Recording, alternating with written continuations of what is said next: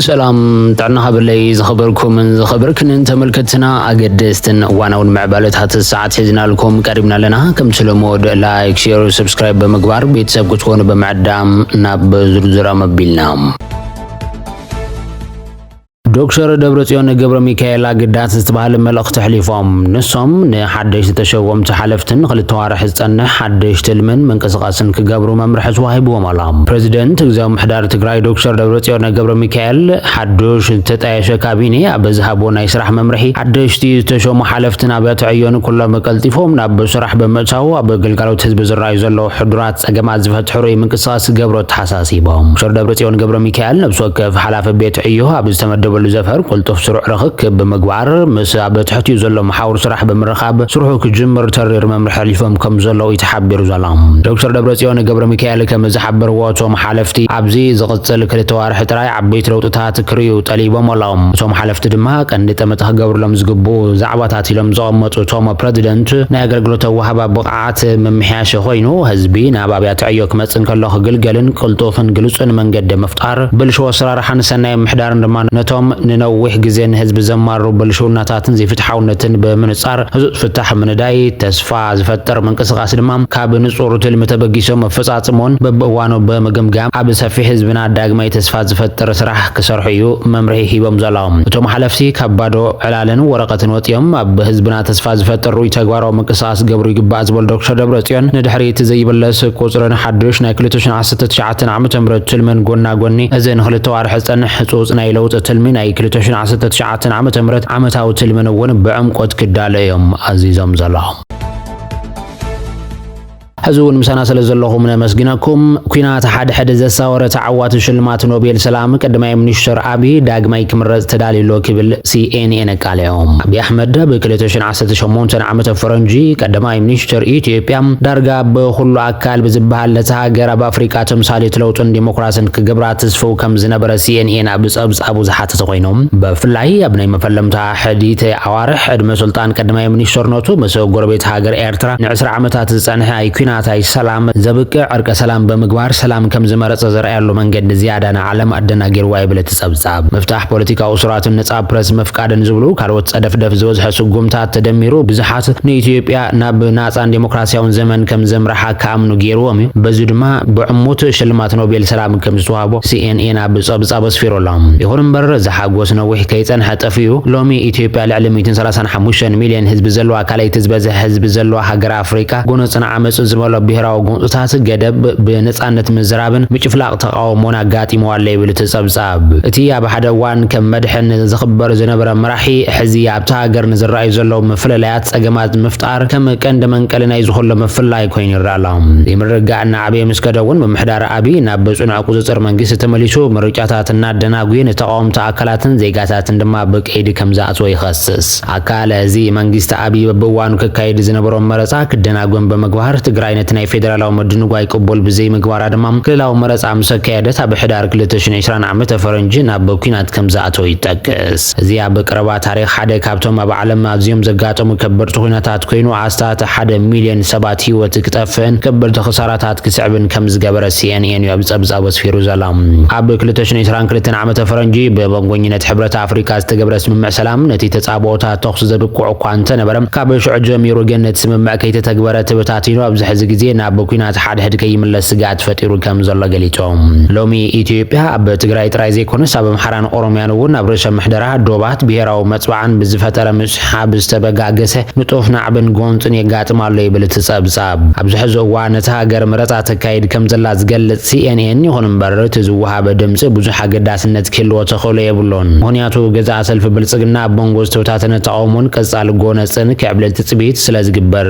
ክብል እዩ ሓቢሩ ዘላዎም بدمر اتناي حزب مرصا ون يبلو حسابهم نسينين زهابو يتام مزو مرصا تامانت زلو زي كونس اب سلطان مصانحي كم ترى مقبال زودي غيروم يوم زري وكبل دمايو CNN اسفيرو زلام نزيجيبو اب كلل امحرا مرصا داغماي ككيد ما حتو زغربه خوينو نصانتن معرنتن بارتي استباله ودا بدما بكلل امحرا بغلك بابتات مغحاس مرصا تفصيم بمبال كم دغنا مرصا ككيد حاتيتو زلام اتي مالي 24 غنبت 2010 شمون تن عامه ምረት ኣብ ዝተኻየደ ሻውዓይ ሓፈሻዊ መረፃ ኣብ ክልል ኣምሓራ ብገለ ወረዳታት ካብ ሕጊ መረፃን ስነ ምግባርን ዝወፀ ተግባራት ከም ዝተፈጸሙን ይትውድብ ኣፍሊጡ ዘሎ እቲ ውድብ ኣብ ዘውፅኦ ናይ ክልተ ገጽ ናይ ቅሬታ መግለጺ ኣብ ደቡብ ወሎ ለገሂዳ ከምኡውን ከለላን ደብረ ሲናን ከምኡውን ኣብ ከተማታት ደሴን ባህር ዳርን ኣብ መስርሕ መሃበ ድምፂ ብዙሓት ዘይሕጋውያን ተግባራት ከም ዝተዓዘቡ እዩ ገሊጹ ዘሎ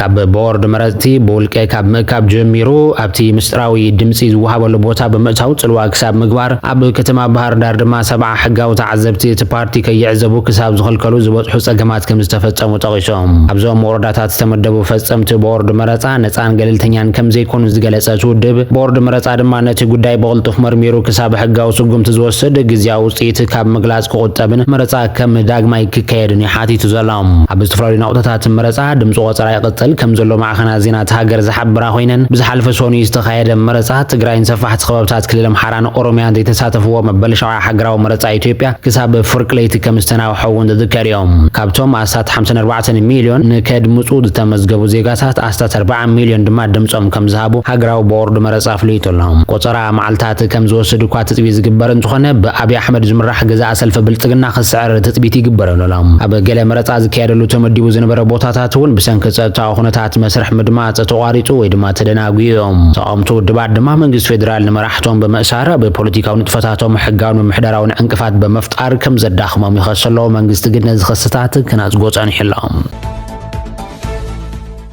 ንዓሰርተታት ኣሽሓት ኤርትራውያን ብዘይ ዝኾነ ክስን ፍርድን ዓመታት ኣብ ጎዳጉድን ኮንቴነራትን ሓይሩ ኣብ ምስቃይ ዝርከብ ብመንግስቲ ኤርትራ ኣገልግሎት ማእሰርትን ተሃድሶን ብዝብል ስም ቀይድዎም ንዘሎ ኤርትራውያን መንእሰያት ናይ 8ይ ክፍሊ ምርመራ ከም ዝህብ ገሊፆም ብሰንኪ እኩይ ምሕደራን ጣልቃ ምእታውን መንግስቲ ኤርትራ ብቕዓትን ደረጃን ተዳኺሙ ናብ ወተሃደራዊ ማዓስከር ተቐይሩን ዘሎ ስርዓተ ትምህርቲ ኤርትራ ኣብ ዓመት 2025-26 እውን ሃገራዊ ምርመራ ናይ 8ይ ክፍሊ ከም ዝወሃበ ሚኒስትሪ ትምህርቲ የፍሊጡ ዘሎ ጨንፈር ምዝናን ሃገራዊ ምርመራን ሚኒስትሪ ትምህርቲ ብ29 ጉንበት 2026 ኣብ ዘውፅኦ መግለጺ እቲ ናይ 8ይ ክፍሊ ሃገራዊ ምርመራ ካብ 3 ክሳብ 5 ሰነ 2026 ኣብ ውሽጢ ሃገር ሱዳንን ስዑድያን ከም ዝካየድን ልዕሊ 68,000 ተምሃሮ ከም ዝፍተኑን ይሓቢሩ ዘሎ መንግስቲ ኤርትራ 10,000 ትሕቲ ዕድመ መንእሰያት ኣረጋውያን ቆልዓ ሰበይትን ብዘስካዕ ክሓግባብ ኣብ ዝተነፀለ ቦታን ብዘይ መባእታዊ መሰለጥያን መሰልን ሓይሩን ከሎ ኣብ ቤት ማእሰርቲ ምርመራ 8ይ ክፍሊ ከም ዝውሃብ ምሕባሩን ካብ ምትላል ተኹላን ከለኻ ቆርበት በጊዕ ተኸዲን ካብ ምቕራብን ካልእ ትርጉም የብለን ክብሉ ተዓዘብቲ ይኸሶም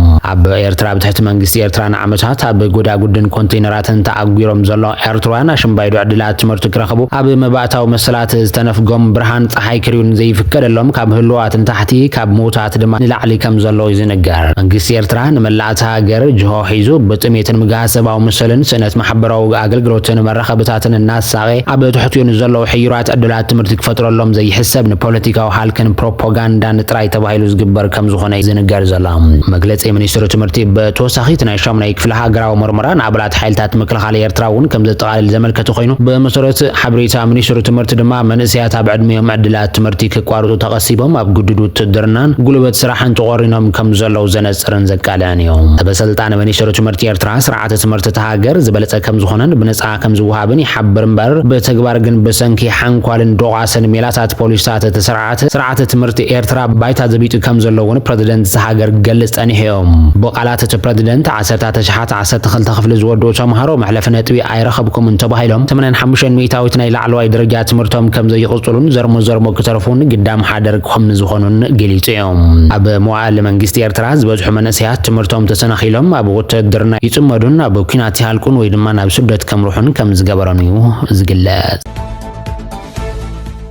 ኣብ ደቡብ ሱዳን ኣጋጢሙ ዘሎ ቅልውላው ንጎረባብቲ ሃገራት ብፍላይ ድማ ንኢትዮጵያ ከም ዘስጋኣት ገሊፆም ብመንግስቲ ኣሜሪካ ዝድገፍ ኣብ ትሕቲ ሚድል ኢስት ብሮድካስት ኔትወርክ ዝመሓደር አልሁራ ዝተባሃለ ፍልፍል ዜና ከም ዝሓብሮ ሰራዊት ግብፂ ኣብ ዝቐረባ እዋን ካብ ደቡብ ሱዳን ለቂቑ ከም ዝወፀ ይተሓቢሩ ዘሎ ደቡብ ሱዳን ቅድሚ ሂደት መዓልታት ሰራዊት ግብፂ ካብ ግዛኣታ ክወፅእ ዝሓተተት ክትከውን ከላ ዘስዒቡ ድማ ግብፂ ነቲ 260 ወታደራት ዝሰፈሩሉን ወታደራዊ ዕጥቅታት ዝቕመጡሉን ኣብ ግዛኣት ደቡብ ሱዳን ተኸፊቱ ዝነበረ ወታደራዊ ማዓስከር بمشتر عسياتو كم زوصت يقلص الله توتادرو معسكر جبسي تانطلو بوتا دبوب السودان مس ኢትዮጵያ بتدابولو ግዛት አፐር ናይል ከወነን ከሎ አብ ፓጀክ ስባለ ከባቢ አብ ጽቃዶ በክልል ቤንሻንጉል ጎሙዝ ኢትዮጵያ ዝተሃነፀት ወታደሮ ማዕስከር ንግብጽ ጂኦፖለቲካው ጽልዋን ጸቅጠን ክሐድር ጸንሄዮ እቲ አብ ጽቃ ዓቢ መመንጨው ኃይሊ ኢትዮጵያ ዝኾነ ፕሮጀክት ግድብ ህዳሴ ዝተሃንፀ ወታደሮ ማዕስከር ግብጽ በቀንደነ ኢትዮጵያ በአንኬል ጸቅጠን ይመታው ዕላማ ከም ዝነበሮ ዝከር ኮይኑ ንህንፀት ዓቢ ግድብ ህዳሴ ከሳብ ሕጂ ትቃወም ዘላና በጣማ ማይትፋሰስ አባይን ዘመናት ጸንሄ አብላልነት ከተቀጸለ ትምነን ግብጽ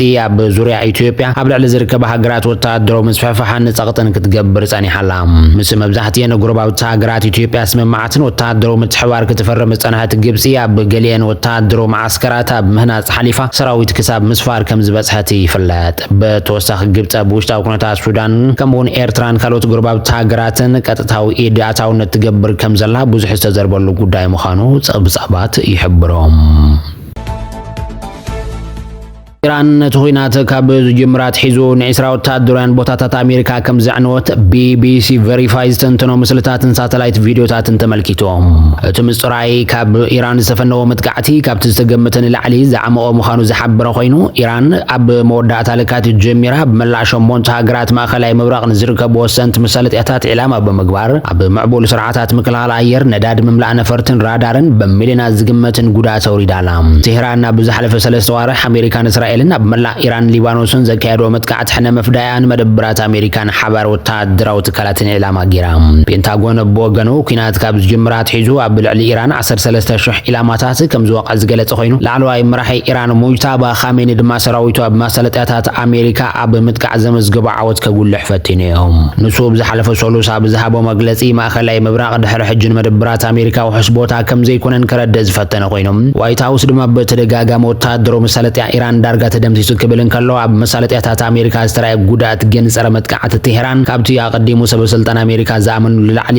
ዓሚቑ ምዃኑ ተንተንቲ ገልጾሎም ሓደ በዓል ስልጣን ምክልኻል አሜሪካ ብዛዕባ ውጽኢት ቢቢሲ ቨሪፋይ ሪቶ ክህብ እኳ እንተዘይደለየ አሜሪካ ንዓቢ ትካል ሳተላይት ፕላኔት ምስልታት ኢራንን መብዛሕትኡ ክፋል ማእከላይ ምብራቅን ዘይተወሰነ እዋን ገደብ ክገብር ብምሕታት እንተና ሳተላይት ናይቲ ጎንፂ ክትደር ትፈቲና